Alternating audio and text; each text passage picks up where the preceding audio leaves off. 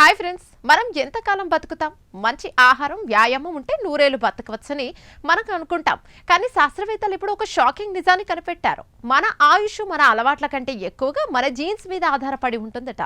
ఇన్నాళ్ళు శాస్త్రవేత్తలు వేసిన అంచనాలు తప్పని, అసలు రహస్యం మన డిఎన్ఏలోనే దాగి ఉందని తాజా పరిశోధనలో తేలింది. ఆ వివరాలంటే ఇప్పుడు చూద్దాం.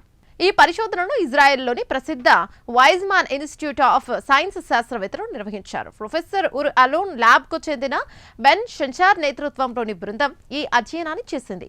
వీరి పరిశోధన వివరాలు అత్యంత ప్రతిష్టాత్మక సైన్స్ జర్నల్లో ప్రచురితమయ్యాయి.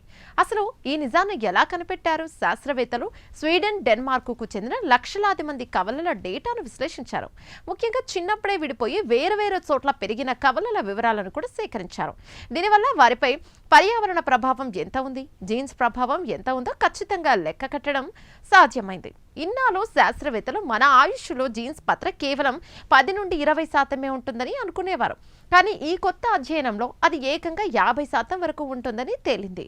అంటే మనం ఎంతకాలం జీవిస్తామనేది సగం మనకు పుట్టుకతో వచ్చే డిఎన్ఏలోనే ఫిక్స్ అయిపోతుందన్నమాట. గతంలో ప్రమాదాలు, ఇన్ఫెక్షన్ల వల్ల వచ్చే మరణాలను కూడా కలిపి లెక్కించడం వల్ల జీన్స్ పాత్ర తక్కువగా కనిపించేదని శాస్త్రవేత్తలు గుర్తించారు.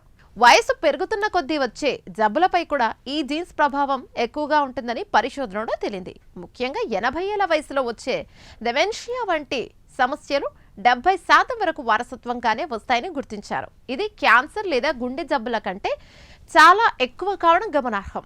జీన్స్ పాత్ర ఎక్కువగా ఉందని తెలియడం వల్ల భవిష్యత్తులో ఆయుష్ను పెంచే మందులను తయారు చేయడానికి మార్గం సుగమమైంది.